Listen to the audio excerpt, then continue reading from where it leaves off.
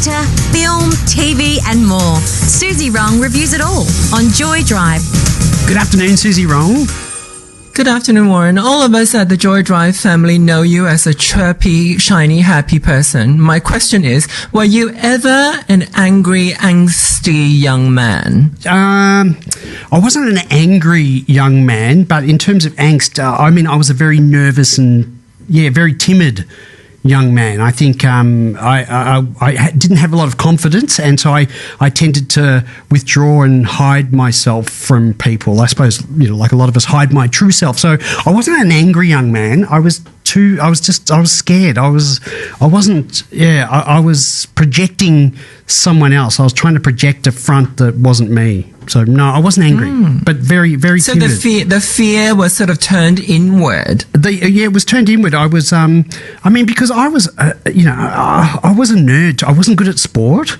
I didn't fit in with the good crowd. I wasn't, trendy in terms of my clothes. I loved maths and science and all that, and electronics and all that sort of thing. So I was kind of this, weird in so many ways when I was in school. I just didn't fit in with all the other boys, and I hid myself. I was scared. I was so scared of boys in particular, and it's probably why when I grew up I had more female friends than I did about boys. I was so scared of them. They not at all. And it took me a while to get to be friendly with them. So no, I wasn't angry. And it's interesting because I suppose talking about it now as an adult, you go through and you work through this stuff and you talk about it and what have you. And sometimes I do feel a bit of anger come up and think, oh, how dare these people, how are you? I had to suppress myself. But it's certainly not, not angry. What about you? I think I was. I think I was an angsty young person, but I acted out. Not in very extreme ways, I don't think, but I certainly sort of went off the rails a lot in my younger days. And the reason for me bringing this topic up is because of the movie today, Love Lies Bleeding. It made me think about how we deal with these angst, these feelings of angst as young queer people. Obviously, the characters in the movie are younger than us, so it made me think about how I dealt with it in the past, because the way that they deal with it in the movies extremely extreme. Yeah, absolutely. It is, and I suppose it's how we deal about it. Look, why don't you give us your review of what you think of Love Lies Bleeding, and we'll talk about it afterwards. Two attractive queer women meet in a gym, and it is love at first sight. Lou is manager at the gym, and Jackie is an ambitious bodybuilder with plans to win championships. Lou has no problem scoring steroids, and Jackie does not need any persuasion to consume them. In fact, she quickly goes overboard with them and flies into a spectacular roid rage. And without spoiling the story for those who haven't seen it, a chain of wild and violent events unfold. The title of the movie is Love Lies Bleeding, available to rent at all digital platforms, and it is probably one of the boldest queer films you will ever see. It is fantastical and often outrageous, featuring leading ladies who are anything but role models. There may be a glamour about Lou and Jackie, but they're certainly not what you wish your daughters to become.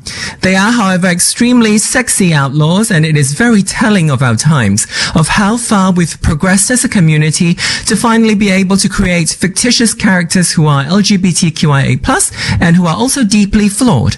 For so many years, we have obsessed over making sure that we are represented properly in film, that we put an end to the old queer villains and weaklings from a time when we had no say over our own presence on screen.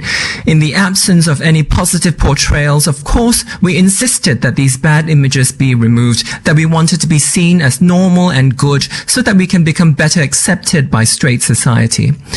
Decades on, we now almost never see evil queers in Western film, so maybe that's why Love Lies Bleeding feels so incredibly unusual and refreshing, even though it's a seriously dark film. Lou and Jackie do terrible crimes in the movie, but within its heightened sense of drama, we can certainly understand where they are coming from. Their violence is, after all, a response against relentless misogyny and homophobia. So audiences could very well identify with some of what they do. They are very badass, and honestly, I enjoyed watching them completely lose their minds. Warren, an unusual one for us. Not many queer films are this hardcore. But you know what? I actually enjoyed it. It is very hardcore. It's very violent, I have to admit, Susie. Imagine having a friend like Jackie, like, and you just like honestly, I really enjoyed seeing, you know, and I'm not into violence on screen, and I actually cringe, and I often close my eyes. I don't like it, but I actually liked seeing women doing it for once on the screen. I thought it was great. The way that, you know, there's just no mess. Don't mess with us. Whatever you say, whatever you do, we're not going to take it. And how refreshing was it to see that? I loved it. Yeah, same. I don't like action movies. I certainly don't like violent movies. And there were quite a few times I had to turn my head away. You know, it was just too much. But I love these portrayals of women. Like these sort of really strong portrayals of women. And they kind of go out of their way to make sure you understand that this is fiction, that this is fantasy, you know, they're not trying to portray sort of like a realistic lesbian. One would hope not. And it is enjoyable. In a way that Kill Bill was. Do you remember all those years ago where these women who suffered a lot and they kind of went on a rampage and kind of killed people. It had that similar sort of joy, but obviously there's this dimension of these two falling in love at the same time as all these terrible things are happening. It's a very, very unusual film. I think I found a lot of the times my emotions kind of didn't know how to place itself. I didn't know whether I was happy. I didn't know whether I was angry or what. But my eyes were kind of very, very locked onto the screen and kind of waiting to see where the story was going to go. It didn't really invoke many emotions for me, I must admit, but I found Hang on, I got cut off. Susie got cut off. Are you there? Oh, I'm back. You're back? Fabulous. Susie? Yeah, sorry. That's all right. Susie, it didn't really evoke any, I didn't feel many emotions, but I found it fascinating to watch, and it certainly took me back, because for a little while I did the whole bodybuilding thing at one of these gyms. Actually, I'll take you back. I went to this gym, and it was in the city, and it was known for, just hardcore, angry bodybuilding. And I remember going there, and I was just starting out, and I think the first day or the second day I went there, I was watching these, really big people, tough people pressing heavy weights, and I thought, oh, I can do that. Anyway, I hopped on this bench press, and I lay down, and I put these weights on and thought, oh, I can do that. Anyway, I lifted it up, and then the thing just came down, like not heavy, I had it stuck on my chest, and I couldn't get the thing up, and this guy came along, and he was really muscly, really well built, and basically with two fingers lifted it up off me, and I was mortified. I was like, oh my goodness, this is absolutely so embarrassing. But it got me motivated, and I went and did the started doing training for bodybuilding, and I was going to compete, and I went to a completely different gym. I didn't show my face at that one again, and they were very serious about it. And the thing I loved about this particular gym, it still exists. I think it closed one of its locations, but the thing I loved about it is they specialised in women's bodybuilding. So there were men doing it there as well, but it was mainly women. So I was training with all these women who were doing competitive bodybuilding and powerlifting, and I had a powerlifting coach. She was amazing, and I was so motivated, and I felt so comfortable that I was with women doing it, whereas had I been in a gym where it was men doing it, I may not have been as comfortable. So I was fascinated watching this film, and Katie O'Brien in particular, her body is absolutely amazing. She's done a lot of work on it. It's so chiseled. It is worth having a look at it. I mean, it's so sculptured, and I could really appreciate it. So yes, I did go down that path a little bit, but then I think it's so interesting when I see these people being so obsessed with bodybuilding, and I guess you kind of have to turn it into an obsession. You can't just kind of do it, an obsession on the side. It's so life. all encompassing, but it almost looks like, well, within the film anyway, it almost looks like there's all these anger and frustration that doesn't know where to go. Like it wants to turn itself in because when it acts out, it's too violent and then you get sent to prison. So first it turns itself in and then somehow it manifests in the body, you know, and there are parts in the film that are, you know, almost like a comic, you know, that kind of really, Yes. heightened drama. It almost looks like you're looking at comic. You're looking at the Incredible Hulk sometimes. Because they focus on the veins at some stage, you know, and you see this. Yeah, her body starts to explode, you know, and it's a very clear sort of parallel between, you know, what she's going through psychologically and emotionally. You know, women especially, we kind of have to temper our temper, and we kind of temper ourselves and not be too expressive, because if you are expressing your anger all the time, you know, there's no end to it. But within the context of the film, you could see that she much as she's trying to hold everything in, her body is not holding it in. It keeps expanding and expanding. It was fascinating to see. But I mean, we view anger as bad, and of course anger is bad if it's harming someone, and we don't want any of that to happen at all. But you know, I do get angry at things sometimes. We all do, but I do channel it to the gym. I hit personal best when I'm thinking, oh, that really annoyed me.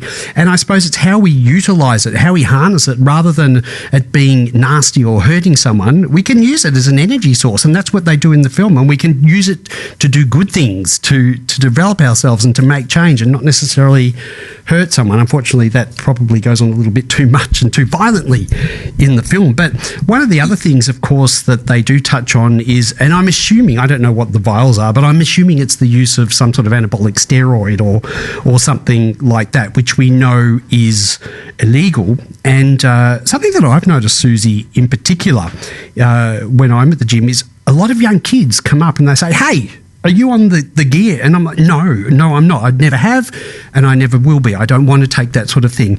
But they're young kids.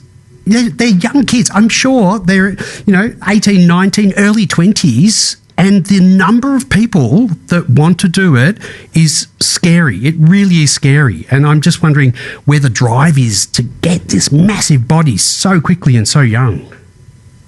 Well, I feel like it's always been a thing. I don't know if it's getting more and more popular. If it's getting more popular, you can always say that because of the way we are seeing ourselves on the screen more and more. Back in the day, you see other people on the screen and you try to live up to them. But nowadays, you literally see your own image on the screen almost every day these days. So there's no wonder that people would feel the pressure to go to, extremes to try to improve their appearance.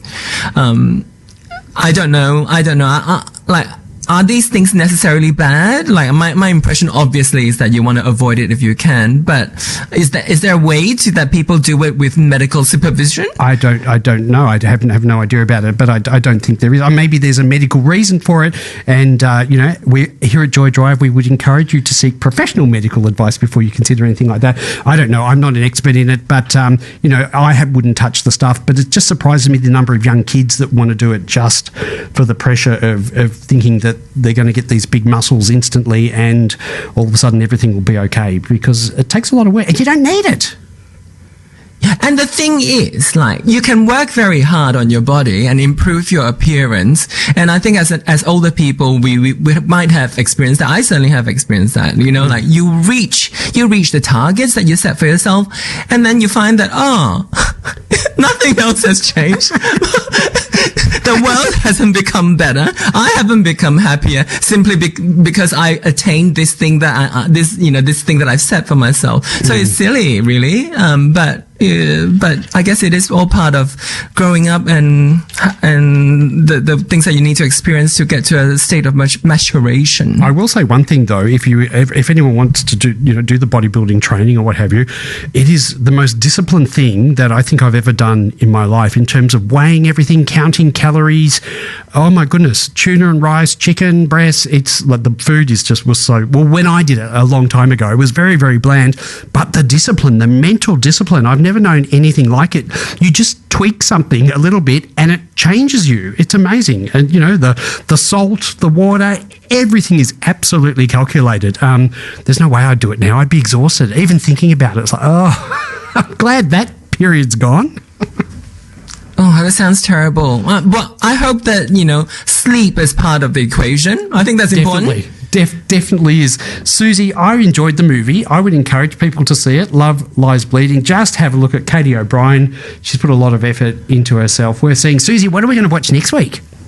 Next week, we're discussing a documentary about one of our most iconic queer trailblazers, Little Richard, also a significant figure in African American music history. Little Richard, I Am Everything is available to rent on all the usual platforms, and I look forward to seeing you next Tuesday. Bye-bye. Thank you, Suzy. And of course, today's movie, Love Lies Bleeding. You're tuned in to Joy Drive on Joy 94.9.